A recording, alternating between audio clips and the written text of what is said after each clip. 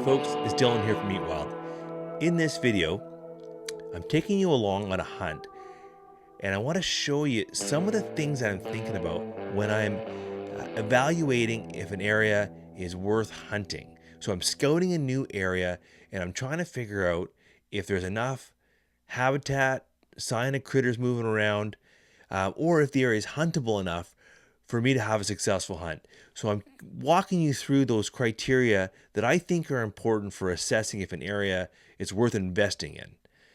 So if you like this video and you like what I'm talking about, we are taking this content and we're breaking it out into a longer format as part of our Eat Wild How to Hunt webinar series. So if you like what you see here, come join us for our webinar. It's a 2-hour format where we break down this material into detail. There's an opportunity to ask questions with me and some of my other experienced hunters that'll be joining our call. And it's a lot of fun. It's a great place if you're a new hunter looking for that edge to build on your knowledge and your confidence. Come hang out with us. We've also got a whole bunch more webinars that are teed up and available over the next few months. So I hope you see you there. Anyways, I hope you like this video, and hopefully it'll help you find your next secret spot. There's something to be said with going with what you know. Now, I know that when I'm in forest that has Oregon grape, or I believe this to be wintergreen, that's the type of forest that holds mule deer generally. I also know that mule deer typically like, post-burn forest. So that's why I'm starting in this location and looking for animals here. And we're gonna build on that to see if we can find tracks, travel corridors, beds, and more forage. So the first thing I'm looking for is food, the availability of food. Now, deer are browsers, so they like little shrubs like this that are coming up. So there is food here, and lots of it, lots of green coming up on the forest floor after the burn. But probably what's more important is whether or not they're eating it. Is there signs of foraging? So if you look here, normally they would nip off the tips of these probably young willows here, which would be a popular treat for a deer. And looking around here, I don't see a lot of sign of feeding on any of these young deciduous plants coming up, which is not the best sign, but we'll keep looking. Now, one of the more obvious things, of course, is tracks and droppings. And I've been keeping my eye out as I go through here, looking for any sign of deer prints or scuff marks, or of course droppings, and again, not too much to go on here, so we'll look at a couple more things yet. Another thing I'm looking for is travel corridors. So I'm kind of looking at this one bench as probably an area that's going to hold some food and hold some deer, and I'm going to look for areas where they might be a funnel, or where they're most likely to cross through. So if you look over here on this bank over here, there's a big steep bank. You might be able to make it out. Now that bank is probably a bit too steep for a deer to go across it, so they're gonna drop down below it or go over top.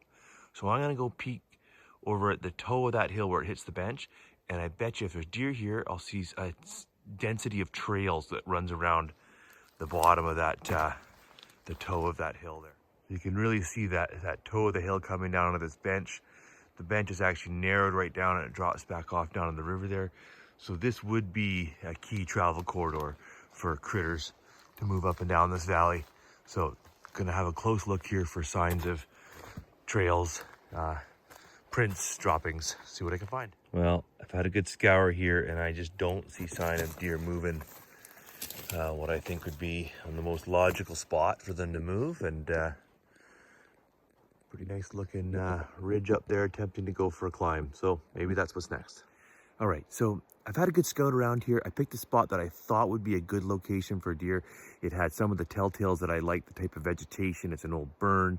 I picked a nice bench with some old growth forest on it that I thought would be where I would find deer.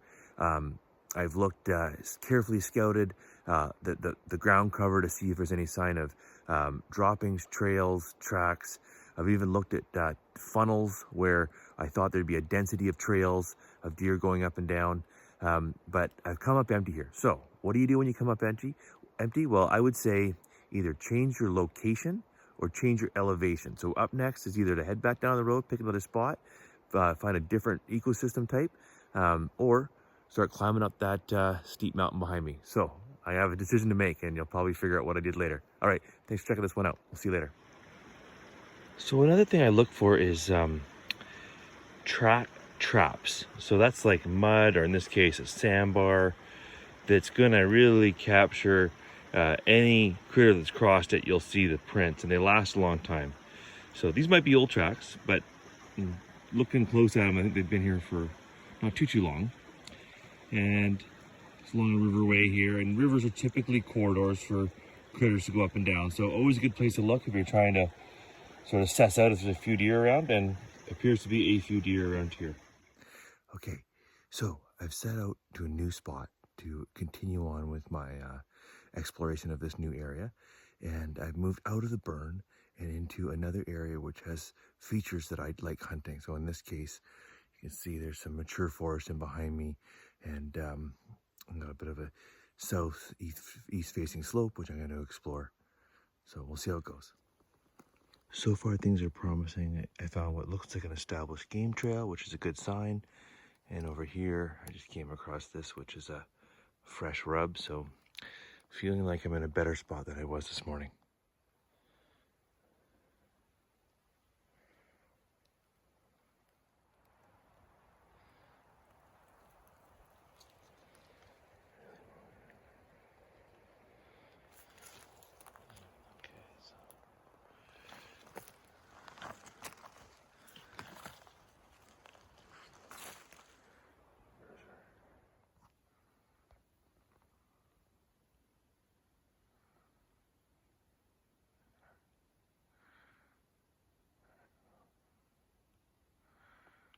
Definitely deer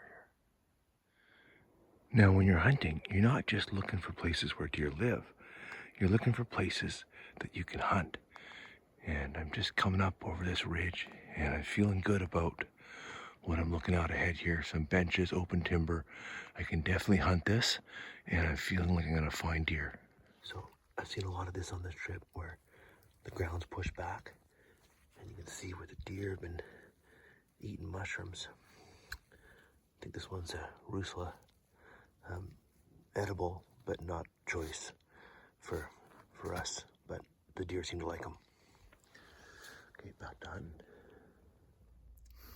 So in this video we talked about like looking for forests that are conducive to hunt, and then we also talked about finding enough sign of deer in an area to make it worthwhile hunting that area. So it's a bit of a mix of both. So on this trip of sort of scouting a new area, trying to find a new spot to hunt, you know, I definitely spent some time in country that was beautiful with no deer sign.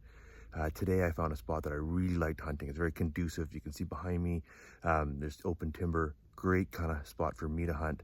I can go from tree to tree, sneak around.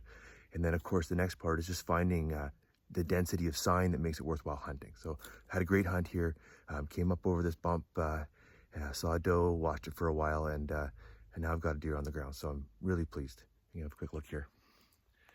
There he is. And anyways, this has been a lot of fun doing this video with you.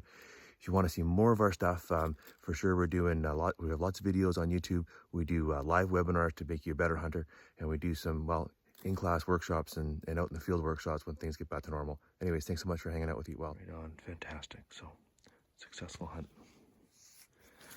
All right, I'm gonna get to work. Thank you so much, dear. Thank you so much.